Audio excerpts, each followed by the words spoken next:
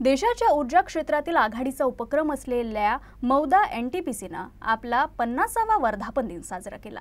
दरम्यान मौदा प्रकल्पात मीडिया मीटचं आयोजन करण्यात आलं होतं। या कार्यक्रमात मराठी, हिंदी व इंग्रजी माध्यमांच्या 30 ज्येष्ठ पत्रकारांनी भाग घेतला।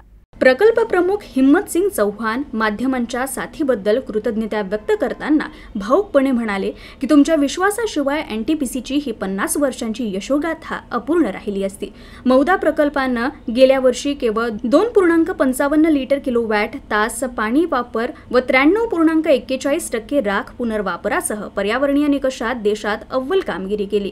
79,000 टन बायोमास सहदहन, 13 लाख फ्लाय ॲश विटा, 45 रेन वॉटर हार्वेस्टिंग प्रकल्पातून 2 दशलक्ष घनमीटर पाणी साठा, 0 कचरा टाउनशिप, बायोमिथेनेशन प्लांट अशा अनेक हरित उपक्रमांची माहिती दिली।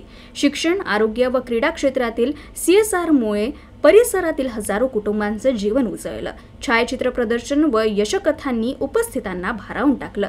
GM सुनील चंद्रदास, सागर रंजन साहूसह वरिष्ठ अधिकाऱ्यांनी पत्रकारांच्या प्रश्नांची उत्तरं दिली।